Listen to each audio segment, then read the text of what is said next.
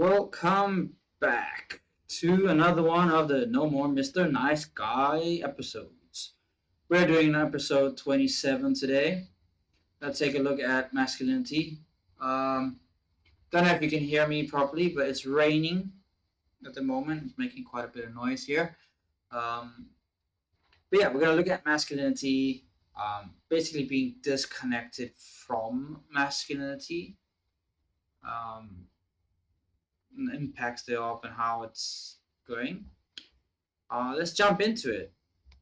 So first, like disconnected masculinity. World War II, male role models, female definition of what a man is. So how do we unpack that? Okay, so we know from this is a fact that after World War II, most boys grew up without a healthy male role models, um, and that most of them grew up seeking the female approval because men were away, so boys had to get approval from women. Schools of are mostly women, um, and so boys learn to seek the approval of women, and then also at the same time they learn the female definition of what a man is and not from an actual man. So in short, it's a longer version, but in short, this made the No More Mr. Nice Guys that we have today. And this set a social conditioning of the nice guys, seeking the approval and everything. So essentially what happened is nice guys disconnected from masculinity and disconnected from other men as well. They became monogamous to their mothers, heavily dependent on the approval of women, and this does not work well for men. This is not a good strategy to have. So let's take a look at the next thing here. So that was disconnected masculinity. Then let's take a look at disconnected from other men, right? So in my experience, because that's one kind of hit hard for me, because growing up, I did have quite a few of really great or really good male friends and male role models I could have taken from, but I did struggle to connect with them, and through that I lost a lot of growth opportunities. Even just things that my father was trying to teach me, I lost that. I only see that missed opportunities now. um, I could fake the nice guy style to connect with them in a nice guy style, should I say, as in I could fit the mold to connect with them, but I never really connected. I never truly connected with them. I would say, or I would think to myself things like, most men are just jock a holes, or I'm not comfortable with other men. I was never comfortable with them. I couldn't relate to them as much as I could to the female friends, right? And I remember, like, I had a few friends who would talk about a situation with their girlfriend at the time, and the advice that the other guys that the real man would give at the time, and that advice, being a nice guy, kind of left me speechless, or it was unthinkable advice in my shoes. Because it would be, I would have thoughts of like, how can you treat your girl like that, or she would leave you if you do something like that.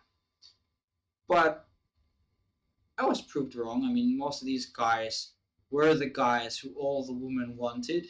Um, all the women gravitated towards them. So I did get proved wrong there. Anyway, but like every way the man, well, not every way, but even the way men interact with each other, I struggled with. I was disconnected from it. Because I remember I used to get super, super angry um, at my cousins and friends because they used to bully me. Yeah, not exactly bully. What I interpreted at the time, because I had a feminine outlook, as bullying, but actually, that was just how men interacted, right? With each other. Men test each other and build character that way. Um, I was very soft. I was young up till, well, when I was young, up until what, 20s. Only after I started dating and was running into problems in life and in my relationships did I search for answers and realized then that I had a very feminine outlook on life. Um, and just a keynote before I do go further with this, um, you should be able to tell by yourself at some point, or at this point, that some people are just bullies and are taking advantage of you. I would say get away from those kinds of people. Um, for me, my cousins' friends, even when they would give me nonsense, they would give me a lot of trouble. I still knew without a doubt that if anything happened, they would have my back, no questions asked. I wouldn't be left standing by myself. They would still be there with me. Um, so it wasn't really bullying. It was just that, as I said, I was a very soft outlook, and I couldn't take how they interacted with each other. Um, a bit of a, I would say, nice guys, in my experience anyway, have a bit of a superiority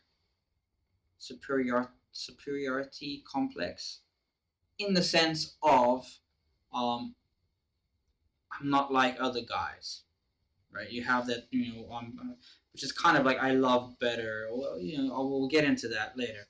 But yeah, so bullying or male interaction. There is bullying. If someone is just plain mean, just plain abusive, um, they don't add anything to your life. They don't, in any sense. Then and they do kind of bully you. Then that would say again, get away from that. But if it is just the way men interact, right? Because men test each other. They test each other to see whether you will stand by them in in a time of war, in a time of trouble. Are you trustworthy? Can I trust my family with you? Men will generally test each other before that, um, in order to see whether you are fit for that tribe or that community or that friendship, which I didn't understand in the beginning. Um, which, as I say, I lost a lot of opportunities because of that. I probably failed a lot of those tests as well to get into those communities. Not all of them, but some of them. Let's check out next part. So next we're gonna look at.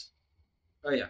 So here is the thing I was talking about, the superiority complex, right? In a sense, it wasn't necessarily that I was better than them. It was just I am different, right? That's what I would always think. I always tried to be different from other men.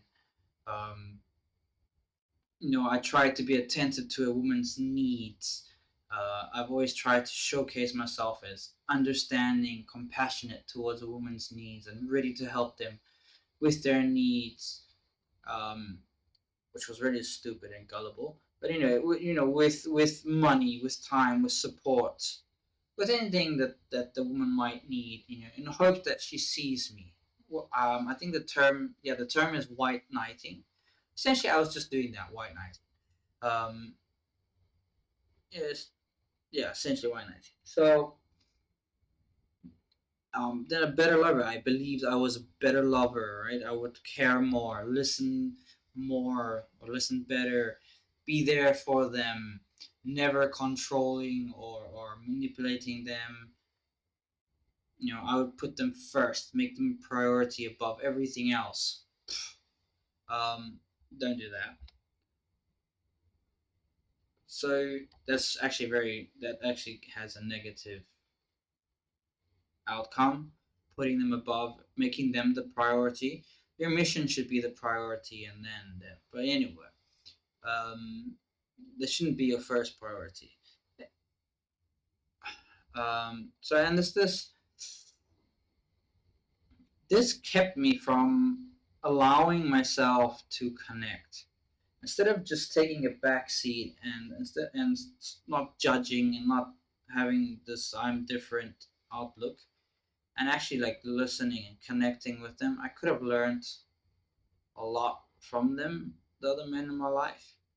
But because I tried to distance myself from the behaviors um, of the other men, I could not fit in too well with the other men. Like I was with them, but I couldn't fit in very well. And it would also feel very disingenuous. They can feel that something's not right. That weak behavior, or that catering to the woman's needs. They can feel that. They can see that. Can sense it. And basically, what they sense is you are the weakest link. You're not quite. They're not quite sure you have their back. Um, Essentially, they're not sure if they can trust you with their women, their kids, and whatnot, because you're weak. You're pandering to the females, to women, right? Um, Flip flopping through whatever. You're not standing in um, integrity. Let's put it that way. You're changing between things. So a way that um, this is sort of kind of like the audit, right? I call it the audit. Um, but it's essentially close to what Dr. Robert Glover says in his book with one of his exercises about this. But it's just something I'm doing. So, what I'm doing is I'm auditing my life or the interactions with men, and then I'm journaling the ways I try to be different, or I tried. I am, or no, tried, trying both.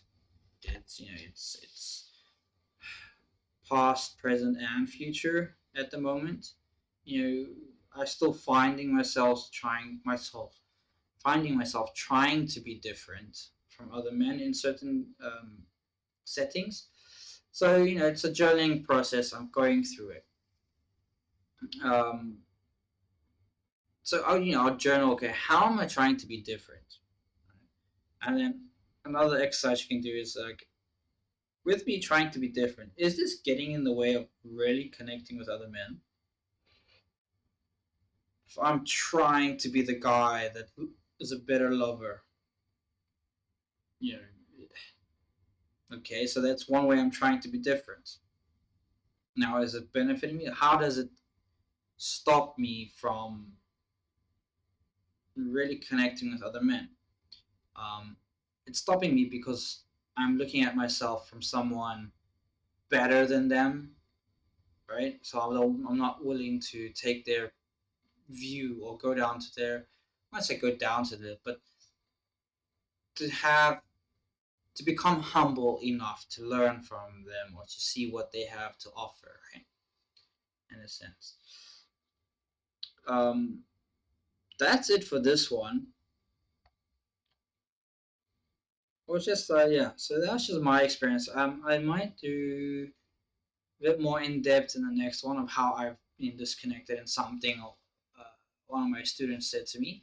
But yeah, that's it for this one. Um, Let me know down below, what are the ways that you try to be different from the other men in your life or around you or in general, right, in the world. How do you try to be different? Let me know down below. Comment down below. Thanks for listening. That's it. Cheers. See you in the next one.